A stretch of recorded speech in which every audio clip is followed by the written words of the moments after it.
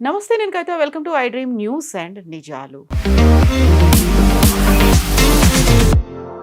ఆరో వారం కూడా ఇరాన్ మీద అమెరికా, ఇజ్రాయెల్ దాడులు అనేవి కొనసాగుతున్నాయి.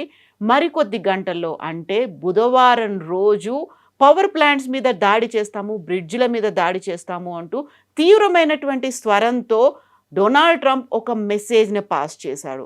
కనీసం అల్లా కోసమైనా మీరు హర్మూజ్ జలసంధిని ఓపెన్ చేయండి, లేకపోతే మీ లైఫ్ నరకం చేస్తాము అంటూ బూతులతో డొనాల్డ్ ట్రంప్ ఒక ట్వీట్ చేశారు. ఎందుకంత ఫ్రస్ట్రేషన్ కనిపిస్తోంది? ఇరాన్ ఎందుకని తగ్గట్లేదు? మనతో పాటుగా ఉన్నారు సీనియర్ జర్నలిస్ట్ సురేష్ కొచ్చత్రి గారు. సార్ నమస్తే. నమస్తే. సో 6th వీక్ ఇప్పటిదాకా చూడనటువంటి భాష, విననటువంటి లాంగ్వేజ్ డొనాల్డ్ ట్రంప్ అంతలా ఎందుకని ట్వీట్ చేస్తున్నారు? మనం ఏవైతే కొన్ని మాట్లాడడానికి మీడియా దీంట్లో హెసిటేట్ చేస్తామో వాటన్నిటిని ఎందుకు సోషల్ మీడియాలో యూజ్ చేస్తున్నారు ఆయన? అదే కదా, ఇప్పుడు ఆయన ట్వీట్ చేస్తే ట్విట్టర్ ఆపేస్తుండే. యాక్చువల్లీ ట్రూత్ సోషల్ ఆ ప్రాబ్లం లేదు ఆయనకి, అది ఆయనదే కాబట్టి సో ట్రూత్ సోషల్ చేశారు ఇది. కానీ ఒక head of state, and that particularly United States లాంటి ఇంత పవర్ఫుల్ దేశానికి head of state F words, B words use చేయడం అనేది చాలా దారుణం. వాళ్ళ దాంట్లో కూడా ఇది ఈ పోస్ట్ ట్రూత్ సోషల్ వచ్చినప్పటి నుంచి ప్రతి ఛానల్లో ఒక్కరు కూడా ఈవెన్ ఫోక్స్ న్యూస్ లాంటి ఛానల్ కూడా ఏం చెప్పలేకపోతున్నారు. అంటే మీరు మీ అసిస్టెంట్స్ ఎవరో, లేకుంటే మీ పార్టీ వాళ్ళ వైపు నుంచి ఉన్న మీ కాంగ్రెస్ మ్యాన్ ఎవరో చెప్తే అది ఇంకోటి. యాజ్ ఎ ప్రెసిడెంట్ మీరు ఇట్లాంటి పదాలు వాడడం అనేది చాలా కారణం. మీకు చెప్పాల్సిన మీ ఫ్రస్ట్రేషన్ అర్థమవుతుంది అందరికీ. మీరు స్ట్రేట్ ఆఫ్ హార్మూజ్ ఓపెన్ చేయమంటున్నారు, వాళ్ళు చేయట్లేదు. సో మీరేం చేయాలి? పర్సువేషన్ ఉంటుంది, డైలాగ్ ఉంటుంది, మాట్లాడడం ఉంటుంది. దాన్ని ప్రైవేట్లో చేయాల్సి వస్తుంది. పబ్లిక్లో వచ్చి ఎందుకు చెప్పాలి? దట్ ఈస్ ట్యూస్డే రాత్రి ఈస్టర్న్ టైం 8 గంటలకు, అంటే మనకి పొద్దున 5:30కు మీ మీద bridge day, power plant day చేసేస్తాము, అన్ని ధ్వంసం చేస్తాము. ఇప్పుడు ఇరాన్ పర్స్పెక్టివ్ ఆలోచించండి. ఇరాన్ ఏమనుకుంటారు? సరే మా మీద దాడి చేస్తున్నారు కదా, చేయండి. మేము అదే టైంలో సౌదీ అరేబియాని కొడతాం, మన ఖతార్ని కొడతాం, కువైట్ని కొడతాం, బహ్రెయిన్ని కొడతాం, మిగతా అన్ని దేశాలు ఎవరెవరు ఉన్నారు అక్కడ అందరినీ గల్ఫ్ కోఆపరేషన్ కౌన్సిల్ ఫినిష్ చేస్తారు, అబుదాబి కూడా, దుబాయ్ కూడా. ఇట్లాంటి పరిస్థితుల్లో ట్రంప్ సంగతి ఆలోచన. ట్రంప్ ఏమంటున్నారంటే నాకు నా పని జరగాలి, విచ్ ఇస్ బేసిక్లీ, ఎందుకంటే 3 వారాల ముందు, 2 వారాల ముందు, ఒక వారం ముందు కూడా ఆయన ఏమన్నారు, నాకు స్ట్రేట్ ఆఫ్ హార్మూజ్ సంబంధం లేదు, we have nothing to do with Strait of Hormuz, మీరు కావాలంటే తీసుకోండి, this oil there, you take it అన్నారు, పండుగ చేసుకోండి అన్నారు. ఇప్పుడు సడన్గా మళ్ళీ ఆయనకి ఎందుకు స్ట్రేట్ ఆఫ్ హార్మూజ్ గుర్తొచ్చింది? ప్రాబ్లం అవుతాడు. ఆయన ఏమంటాడు, అమెరికా 100% మా ఆయిల్ మేమే, షేల్ ఆయిల్ మేము ప్రొడ్యూస్ చేస్తున్నాం, అంటే మేము డిగ్ చేసి తీసుకుంటున్నాం, మాకు ఎవరు సహాయం అక్కర్లేదు, మాకు స్ట్రేట్ ఆఫ్ హార్మూజ్ సంబంధమే లేదు, అక్కడి నుంచి ఆయిల్ మాకు రాదు ఇక్కడికి. దెన్ వై ఈజ్ ఈ insisting on straight of Hormuz to be open? దానికి చాలా క్లియర్ కారణాలు ఉన్నాయి. ఒకటి, ఏ రోజు స్ట్రేట్ ఆఫ్ హార్మూజ్ ఓపెన్ అవుతుందో ఆ రోజు ఆయిల్ రేట్ పడిపోతుంది. ప్రతిరోజు 100 నుంచి 120 షిప్పులు పైకి కిందికి వెళ్తూ ఉంటుంది, ఫిలప్ చేసుకుంటే మళ్ళీ బయటకు వస్తుంది. ఇప్పుడు 7 నుంచి 8 షిప్లే పోతున్నాయి. దాంతోనే మనం అర్థం చేసుకోవచ్చు అన్నీ, not everything is crude oil, కొన్ని ఫర్టిలైజర్స్ ఉండొచ్చు, కొన్ని కంటైనర్ కార్గో ఉండొచ్చు, కొన్ని హీలియం గ్యాసెస్ ఉండొచ్చు, కొన్ని గ్యాస్ ఉండొచ్చు ఖతార్ దగ్గర నుంచి, ఇట్లాంటి చాలా ఉన్నాయి, ఎల్పిజి ఉండొచ్చు. సో ట్రంప్కి ఇప్పుడు ప్రాబ్లం ఏంటంటే అమెరికాలో అమెరికన్ ఆడియన్స్కి ఆయన ఒక రిప్లై ఇవ్వలేకపోతున్నాను. ఇక్కడ ఎందుకు ఆయిల్ రేట్ పెరుగుతుంది చెప్పండి? ముందు $2 ఉన్న గ్యాస్ ఇప్పుడు 4కి వెళ్ళిపోయింది, $3 ఉన్న డీజిల్ ఇప్పుడు 5 అయిపోయినాయి per gallon. Gallon is 3.5 litres. అక్కడ ఉన్న ప్రజలు అడుగుతున్నారు, ఎందుకు పెంచారు మీరు? మీరే అన్నారు 100% ఆయిల్ మేమే ప్రొడ్యూస్ చేస్తున్నాం, ఇక్కడే ప్రాసెస్ చేస్తున్నాం, మళ్ళీ ఇంటర్నేషనల్ లెవెల్లో పెరిగినాయండి, వాట్ ఇస్ ద ప్రాబ్లం? మన దగ్గర ప్రొడ్యూస్ అవుతుంది, $30-40 తొవి తీస్తున్నారు బయటికి, ఇంకొక $10 పెట్టుకోండి, ట్రాన్స్పోర్టేషన్, రిఫైనింగ్ అన్ని కాస్ట్ పెట్టుకొని, అప్పుడు కూడా $40, $50, $60 అమ్మొచ్చు కదా, మీరు $120 అమ్ముతున్నారు, $100 అమ్ముతున్నారు, ఎందుకని అడుగుతున్నారు అక్కడ ప్రజలు. ఆయనకి స్ట్రేట్ ఆఫ్ హార్మూజ్ ఓపెన్ చేస్తే ఈ రేట్లు పడిపోతాయి, మిడ్ టర్మ్ ఎలక్షన్ వచ్చేదాకా ఆయన హ్యాపీగా ఉంటారని. సో దానికోసం ఇప్పుడు వెంటబడి ఉన్నారు. లేకుంటే he was telling war is over, finished, there is nothing there అని చెప్పారు. వాళ్ళకి ఇరాన్కి నేవీ లేదు, ఎయిర్ ఫోర్స్ లేదు, రాడార్ లేదు, యాంటీ ఎయిర్క్రాఫ్ట్ సిస్టమ్స్ లేదు, ఏం లేదు అన్నారు. ఒక F-15 F6ని కొట్టారు వాళ్ళు, F6 చూశారు మీరు, ఈగిల్ని కొట్టారు మొన్న. ఎట్లా కొట్టారు అది కూడా? ఏ రాడార్ లేకుండే ఇన్కమింగ్ ఎయిర్క్రాఫ్ట్ ట్రాక్ చేయలేరు మీరు. అంటే వాళ్ళ దగ్గర ఉంది, వాళ్ళు బహుశా బయట ట్రంప్ లాగా పబ్లిసిటీ ఇవ్వట్లేదు, వాళ్ళు క్వైట్గా చేసుకుంటున్నారు. టిపికల్ అసిమెట్రిక్ వార్లు ఇదే జరుగుతుంది. మీ ఎనిమీ ఒకవైపు నుంచి వస్తుంటే ఒక స్ట్రాటజీ యూజ్ చేస్తే మీరు ఇంకో స్ట్రాటజీ యూజ్ చేయాలి. ఎందుకంటే ఇరాన్ డైరెక్ట్లీ యూఎస్ని ఫేస్ చేయలేరు. మీరు చెప్పినట్లు కరెక్ట్, వాళ్ళు నేవీ లేదు, ఎయిర్ ఫోర్స్ లేదు, ఏం లేదు. అట్లాంటప్పుడు ఏం చేస్తారు? You do what? మన దగ్గర వియట్నాంలో ఏం జరిగింది, ఆఫ్ఘనిస్తాన్లో ఏం జరిగింది, అదే మీరు ఇక్కడ కూడా ప్రయోగించండి. అదే చేస్తున్నారు వాళ్ళు. కానీ దానికి వచ్చి నేను డెడ్ లైన్ ఇస్తున్నాను ఎల్లుండి, చేయకపోతే అంతే సంగతి అని చెప్తే మోస్ట్ అన్ఫార్చునేట్. ఎందుకంటే ఒక్కసారి మీరు వాళ్ళ పవర్ ప్లాంట్స్ మీద కొట్టారో వాళ్ళ ప్రజలు మీ వ్యతిరేకంగా అయిపోతారు. అది డెఫినెట్. ఎందుకంటే ఒకరోజు కరెంట్ లేదు, 2 రోజులు లేదు, వారానికి లేకపోతే ఏం చేస్తారు? పేషెంట్స్ ఏం చేస్తారు? హాస్పిటల్లో ఇంక్యుబేటర్స్లోనే చేస్తారు, ఐసీయూలో ఉన్న పేషెంట్స్ ఏమైపోతుంది వాళ్ళ సంగతి? ఇదేం ఆలోచించట్లేదు. ఇన్ఫ్యాక్ట్ టుడే మార్నింగ్ కవిత గారు మనం ఈ రికార్డ్ చేస్తున్న ఇవాళ పొద్దున 6వ తారీఖు ఒక ఎంఐటి లాంటి ఒక యూనివర్సిటీ ఉంది తెహరాన్లో, as famous as MIT. Tehran యూనివర్సిటీలో ఉంది, ఇంజనీరింగ్ కాలేజ్ వాళ్ళది. దాని మీద దాడి చేశారు, మొత్తం కంప్లీట్లీ డిస్ట్రాయ్ చేశారు. చెప్పండి, ఒక ఇంజనీరింగ్ కాలేజ్ మీకు ఏం చేస్తుందండి డిస్ట్రాయ్ చేయడానికి? ఇప్పుడు నేను చెప్తాను దాని లాజిక్, నేను ఇప్పుడే ఒక ప్రెస్ నోట్ డీటెయిల్ రాస్తాను కాబట్టి. ఏమంటారు? ఈ ఇంజనీరింగ్ కాలేజీలో ఉన్న ఫెసిలిటీస్ యూజ్ చేసి మిసైల్ ప్రొడక్షన్కి, డ్రోన్ ప్రొడక్షన్కి ఇంజనీరింగ్ స్టూడెంట్స్ని వాడుకున్నారు. వాళ్ళ నాలెడ్జ్, వాళ్ళ స్కిల్స్, అక్కడున్న ఎక్విప్మెంట్ వాడుకొని డ్రోన్స్ తయారు చేస్తున్నారు. దానికి కావాల్సిన బేసిక్ వర్క్ అక్కడి నుంచి స్టార్ట్ అవుతుంది. సో మేము అది డిస్ట్రాయ్ చేసేసాం. ఇది ఒక ఇల్లాజికల్ థింగ్. రేపు అమెరికాలో ఉన్న ఒరిజినల్ ఎంఐటి మీద ఎవరైనా దాడి చేస్తే అప్పుడు అమెరికా ఏమంటారు? ఖండిస్తారు, అని అంటారు what is this non sense, అది ఇది అంటారు. కానీ ఇరాన్లో ఉన్న ఒక ఇంజనీరింగ్ కాలేజ్ డిస్ట్రాయ్ చేయడం అనేది, you go after revolutionary guards, ఎవరు వద్దన్నట్లేదు, వాళ్ళ ఆర్మీ కానీ వాళ్ళ రెవల్యూషనరీ గార్డ్స్ కానీ. కానీ హాస్పిటల్ని కొట్టడము, ఎంఐటి లాంటి ఒక వాళ్ళ ఇంజనీరింగ్ కాలేజ్ని కొట్టడం, ఇది అబ్సల్యూట్లీ నో లాజిక్ అన్నమాట.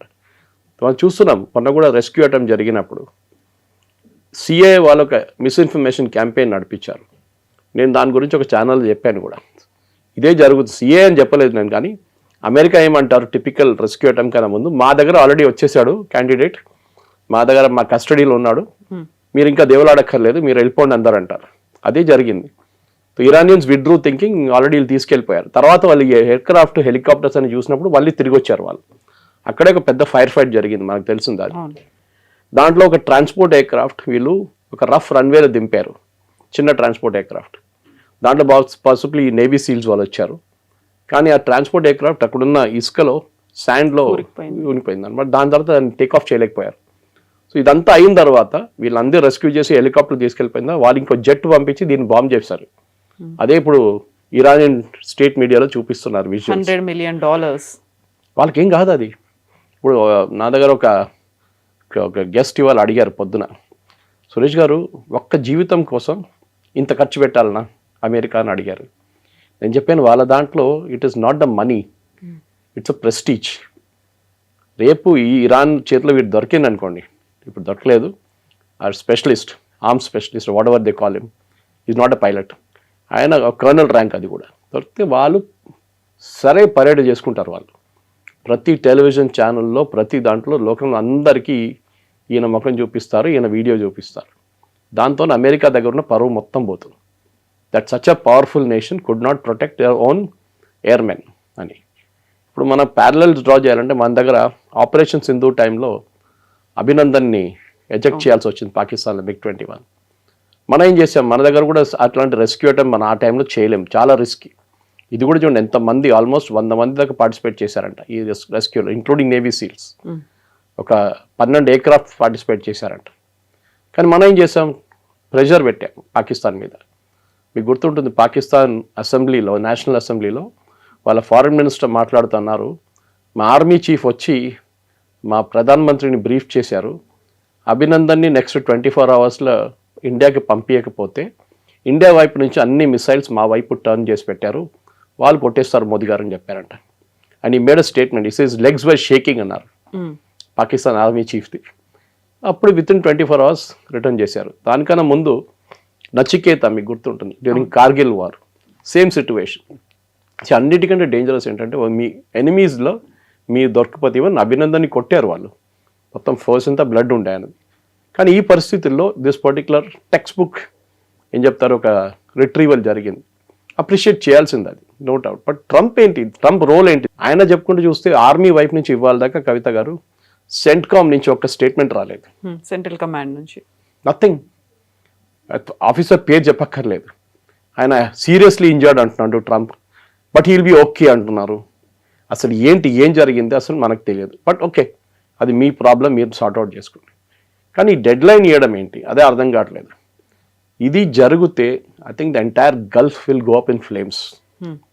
ఖతర్ ఆల్రెడీ వాళ్ళ గ్యాస్ ప్రొడక్షన్ ఆపేశారు, మన సౌదీ అరేబియా ప్రొడక్షన్ కట్ చేసేసారు, కువైత్ రిఫైనరీ మీద డైలీ దాడి జరుగుతుంది, బహ్రెయిన్లో ఉన్న రిఫైనరీ అంతే సంగతి, ఫుజరాలో ఉన్న వాళ్ళ ఆయిల్ డిపో మీద అక్కడ కొట్టారు, సౌదీ అరేబియాలో ఉన్న వాళ్ళ రిఫైనరీ మీద కొట్టారు. ఇటు వైపు మీరు చూస్తే సౌదీ అయిపోయింది, బహ్రెయిన్ అయిపోయింది, ఖతర్ గ్యాస్ ఫీల్డ్స్ మీద ఇరాన్ దాడి చేశారు. So everywhere it is a mess. ఇది సార్ట్అవుట్ చేసి మీకు రావడానికి, మీకు నార్మల్ కాస్ట్లో మీకు ప్రొడక్షన్ కాస్ట్ రావాలంటే ట్రంప్ స్టేట్ ఆఫ్ హోర్ముజ్ తెరిచి నో యూస్. ఎందుకంటే ప్రొడక్షన్ లేదు. ప్రొడక్షన్ ఉంటే కదా ఆయిల్ ఫిల్ చేసేది. ప్రొడక్షన్ లేనప్పుడు ఏం చేస్తారు? వీళ్ళ రిఫైనరీ కొట్టారు, వాళ్ళ రిఫైనరీ కొట్టారు. ఎవరు రిఫైన్ చేస్తారు? ఇండియాకి తీసుకొస్తారా? రిలయన్స్కి తీసుకొచ్చి రిలయన్స్ వాళ్ళకి ఇస్తారా జామ్నగర్లో? ఇదే అర్థం కావట్లేదు. సో టుడే ప్రెసిడెంట్ ట్రంప్ దాని నుంచి బయటపడడానికి చాలా డెస్పరేట్గా ట్రై చేస్తున్నారు.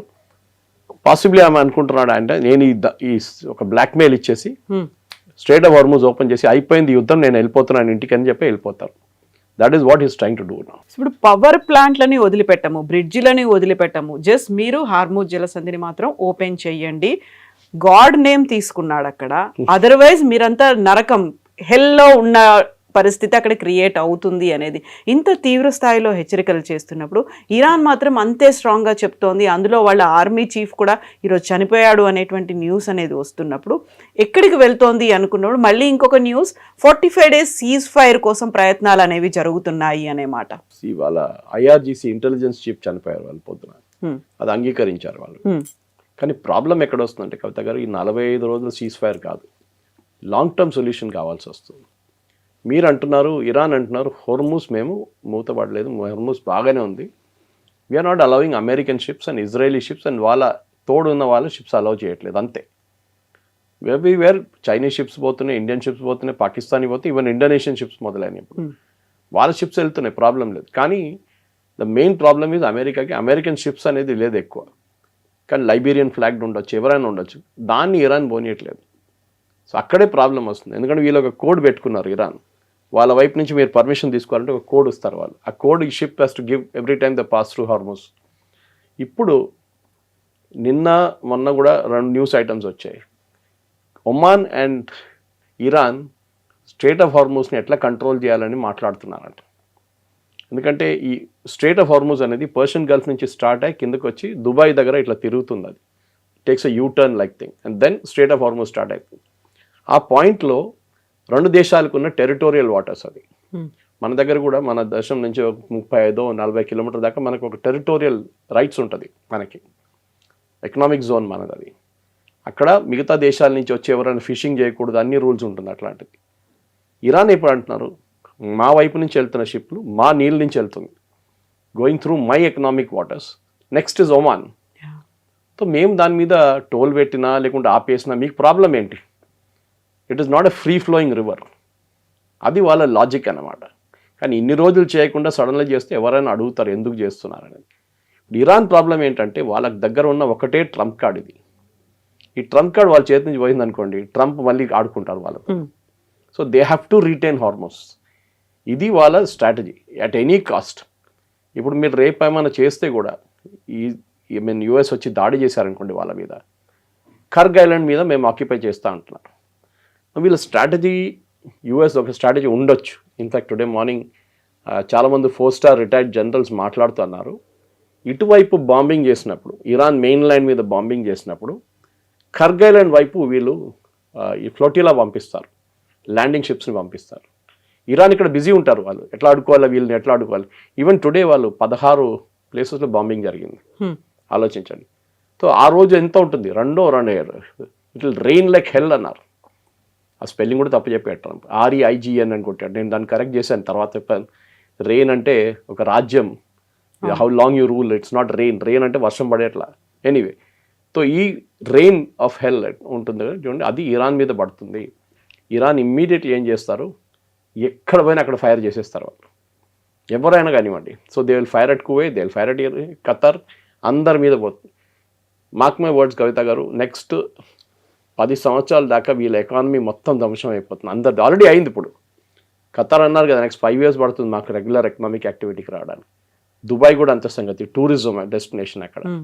కువైత్ అయితే మా రిఫైనరీ పోయిందన్నారు వాళ్ళు. బహ్రెయిన్ కూడా అంతే. బహ్రెయిన్ మీద డైలీ దాడి చేస్తున్నారు. ఇరాన్ లాజిక్ ఏంటంటే, వాళ్ళు అంటున్నారు మేము మీ దేశం మీద దాడి చేయట్లేదు. Hello Bahrain, we are not attacking you, మేము మీ దగ్గర ఉన్న అమెరికన్ అసెట్స్ని కొడుతున్నాం. అమెరికన్ అసెట్స్ ఏముంది మీ దగ్గర, ఒక ఎయిర్ ఫీల్డ్ ఉంది, లేకుంటే వాళ్ళ కంపెనీ ఉంది. సో ఆరకిల్ని కొట్టాం, అమెజాన్ వెబ్ సర్వీస్ని కొట్టాం, మిగతా వాళ్ళని కూడా మేము కొడతాం. because వీళ్ళందరూ అమెరికన్ దాని బ్రాండ్ని రిప్రజెంట్ చేస్తారు. వాళ్ళని ఇప్పుడు ఆలోచించండి, ట్రంప్ ఎంతమందిని ప్రొటెక్ట్ చేస్తారు? మీరు ఎయిర్ ఫోర్స్ బేస్ని ప్రొటెక్ట్ చేసుకుంటారా, అమెజాన్ వెబ్ సర్వీస్ చూస్తారా, లేకుంటే ఆరకిల్ చూసుకుంటారా, లేకుంటే మైక్రోసాఫ్ట్ క్యాంపస్ ప్రొటెక్ట్ చేస్తారా? ఏం చేస్తారు మీరు?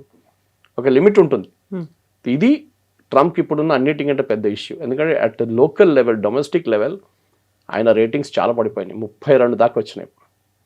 మగా వాళ్ళు ఒక్కరే ఉన్నారు ఇప్పుడు ట్రంప్తోని, మిగతా అందరూ పారిపోయారు అక్కడి నుంచి. సో ట్రంప్ నోస్, ఆయనకు తెలిసిపోయింది చాలా క్లియర్గా. ఆ ఫ్రస్ట్రేషన్ ఆ లాంగ్వేజ్లో చూపిస్తుంది. ముందు మనం చెప్పాను చూడండి, ఒక రాష్ట్రపతి ఎప్పుడు చేయనికూడదు చేశారు ఆయన ఆ లాంగ్వేజ్తోని. Now you cannot take it back. ఒకసారి అయిపోయింది అంతే సంగతి. ఈ పరిస్థితుల్లో నెక్స్ట్ 48 hours చాలా క్రూషియల్గా ఉండబోతుంది. 48 కూడా లేదనుకోండి, ఇప్పుడు ఒక 12 గంటలు తీసేస్తే 36 గంటలు చాలా క్రూషియల్గా ఉండబోతుంది. ఏం జరుగుతుంది? ఎందుకంటే ఈ పర్టికులర్ ట్రంప్కి తెలిసిన మటుకు కవిత గారు, he will postpone it 100%. First 6th అన్నారు, దానికన్నా ముందు గుర్తుంది 26th అన్నారు, 6 చేశారు ఏప్రిల్. దాని తర్వాత ఆయన స్టేట్మెంట్ ఇష్యూ 7th April అన్నారు.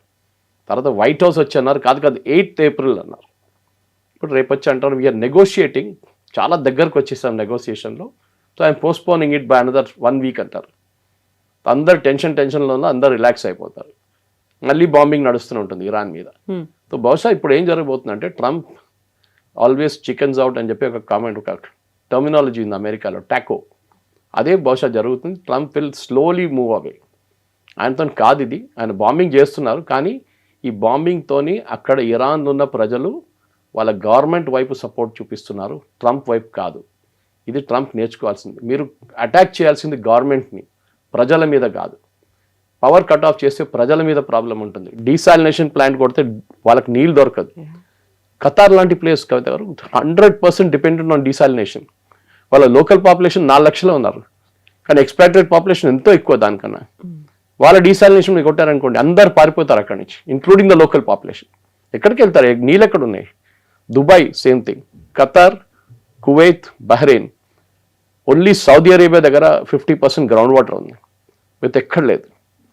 వీళ్ళు ఏం చేయలేరు. రేపు the entire desert will go back to a desert. అదే జరగబోతుంది చాలా మటుకు. సో ఇక్కడ తీవ్ర స్థాయిలో ఒక రకంగా మాట్లాడాలంటే అబ్యూజివ్ లాంగ్వేజ్తో ట్రంప్ మాట్లాడుతున్నప్పుడే, అదే టైంలో ఇంకొక స్టేట్మెంట్లు కూడా వినిపిస్తున్నాయి. 45 days సీజ్ ఫైర్ కోసం ప్రయత్నాలు అనేవి జరుగుతున్నాయి.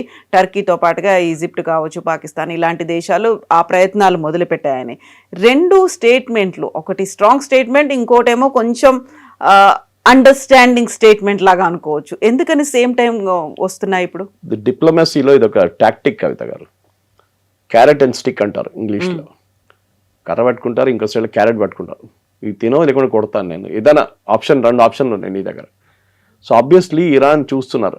ఇరాన్ వైపు ఉన్న మీరు ఇప్పుడు వాళ్ళ ప్రెసిడెంటో లేకుంటే ఎవరైనా వాళ్ళ దేశం నడిపిస్తున్న వాళ్ళు ఉన్న వాళ్ళ చైర్లో మీరు కూర్చుంటే మీకు అర్థమవుతుంది ఆప్షన్స్ ఏముంది.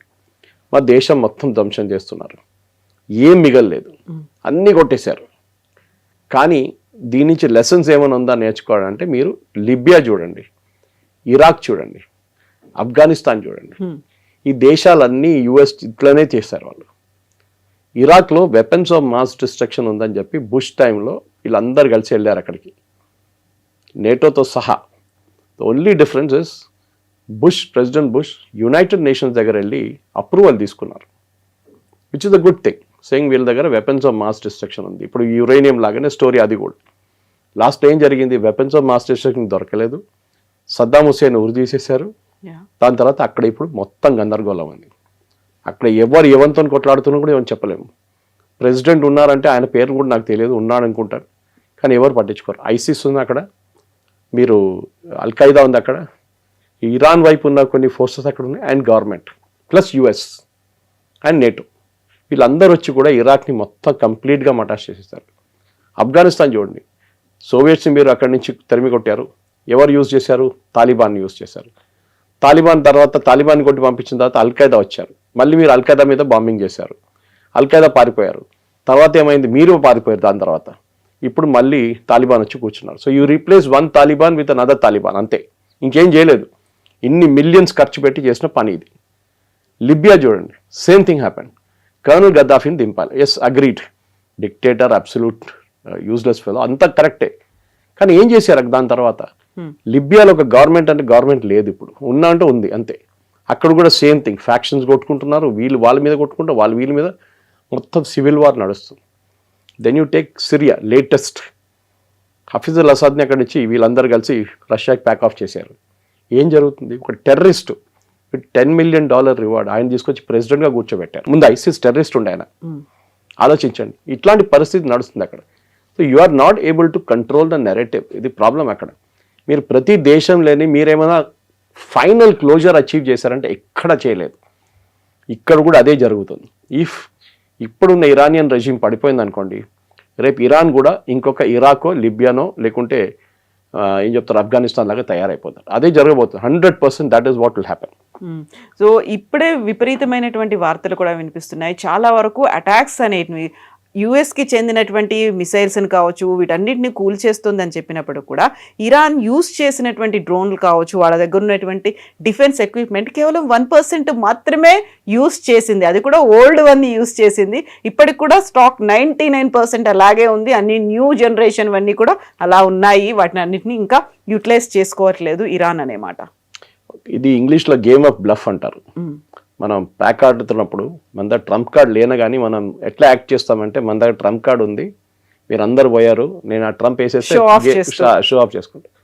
సో ఇదే జరుగుతుంది ఇప్పుడు కూడా. ఇరాన్ దగ్గర నుంచి కూడా అంతే. ఇరాన్కి తెలుసు వాళ్ళ దగ్గర ఇంత ఆయుధాలు లేవు, కానీ దే కెన్ ఆల్వేస్ బ్లఫ్. ఎందుకంటే ఈ F-15ని కొట్టినప్పుడు, ఈగల్ని కొట్టినప్పుడు వాళ్ళు హ్యాండ్ హెల్డ్ మిసైల్ యూజ్ చేశారు ఒకటి. That is what the latest investigation is showing. US ఏమనుకున్నారంటే మీరు దగ్గర లేదనుకున్నారు. ఇదే దీన్ని స్టింగర్ అంటారు. మీరు ఏం చేస్తారంటే ఆఫ్ఘనిస్తాన్ నుంచి పారిపోయినప్పుడు ఈ స్టింగర్లను అక్కడ పెట్టేసి పారిపోయారు యుఎస్. దాని ధ్వంసం కూడా చేయలేదు, అంత టైం కూడా లేకుండే వాళ్ళ దగ్గర. తర్వాత తాలిబాన్ చేతిలో పడ్డది అది. తాలిబాన్ కొన్ని ఉంచుకున్నారు, చాలా అమ్మేశారు.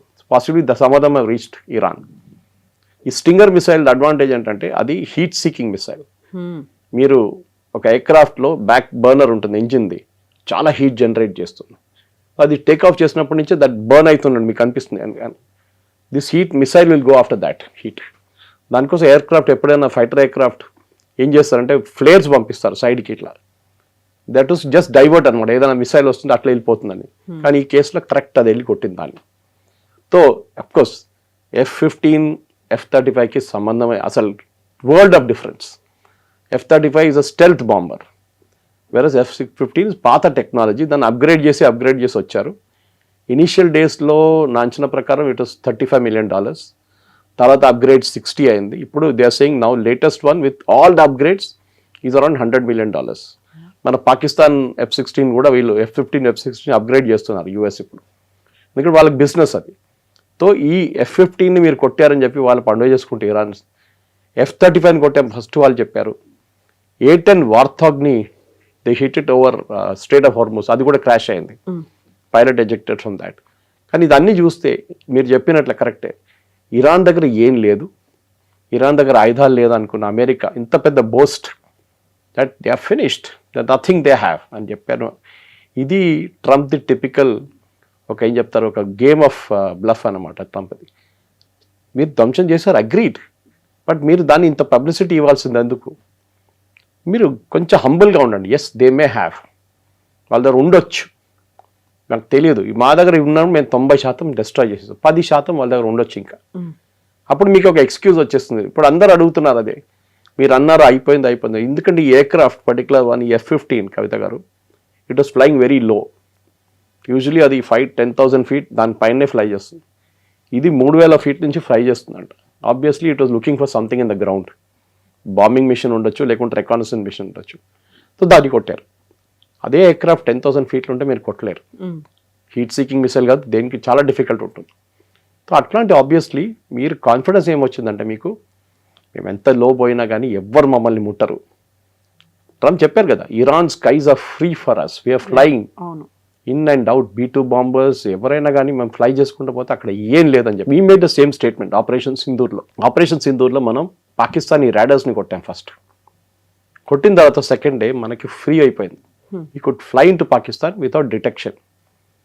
ఇది కూడా అదే జరిగింది. కానీ అదే చాలామంది అంటున్నారు, మన దగ్గర ఉన్న Indian air force officers retire అయిన వాళ్ళు సీనియర్ మంది, వాళ్ళు చాలామంది ఛానల్స్ ఇంటర్వ్యూలు చెప్తున్నారు, US should have learn from operation Sindoor. చాలా లెసన్స్ ఉండే దాంట్లో.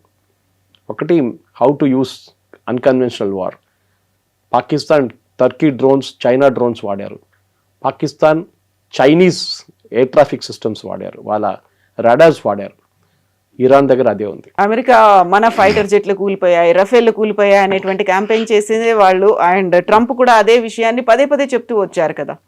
ఇప్పుడు అదే అడుగుతున్నారు అందరూ, మీరు ఒక్క టెక్నికల్ సపోర్ట్ పర్సన్ని, ఒక కర్నల్ని రెస్క్యూ చేయడానికి ఇంత ఖర్చు పెట్టారు.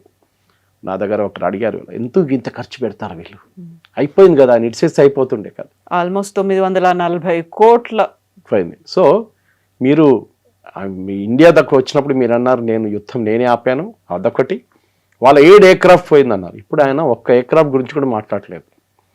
You should have the guts to admit, yes we lost 5 aircraft, 7 aircraft. ఇప్పుడు ఆల్మోస్ట్ 11 అంటున్నారు. ఇప్పుడు 3 అయితే ఫస్ట్ F-16 అక్కడ కువైట్లోనే వెళ్ళిపోయింది.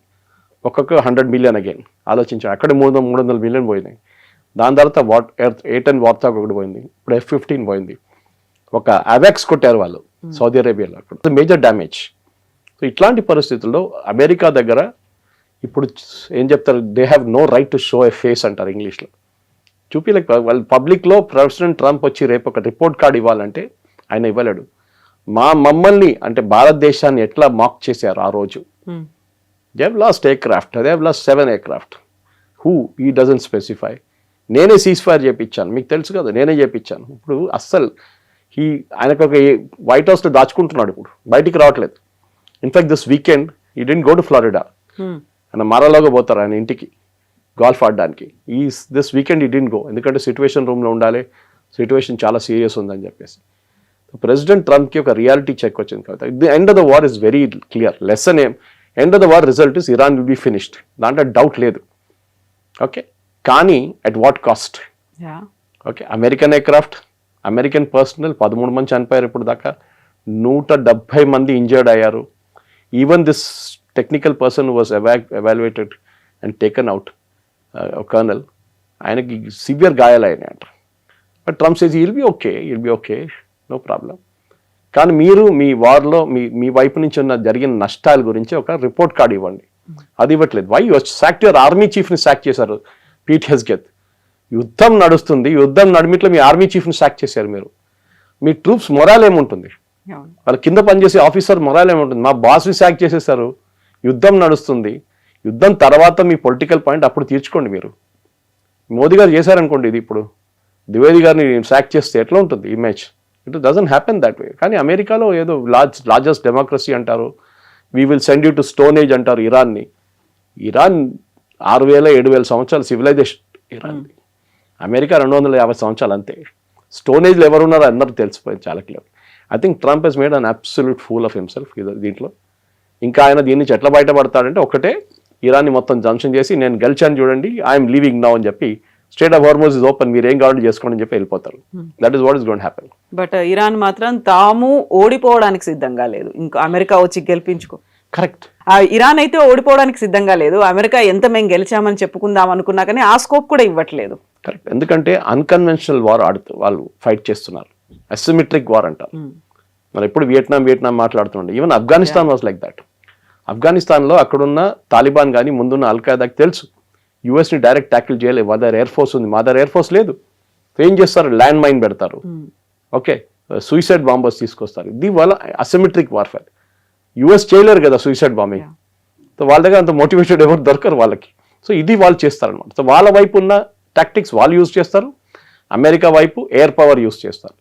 కానీ air power will not work unless your boots on the ground. మీ సోల్జర్స్ దింపితేనే ఒక మార్పు వస్తుంది ఇరాన్లో, లేకుంటే రాదు. అది చాలా చాలా క్లియర్ అనమాట. Yes, sir. Thank you so much, Thank you, sir. ma'am. Thank you. And for more videos, Please subscribe to iDream. Please subscribe to iDream. Please subscribe iDream. And please subscribe to iDream. For more videos, subscribe to iDream. please like, share and subscribe to the channel. Congratulations, iDream. Subscribe to iDream. Subscribe to iDream.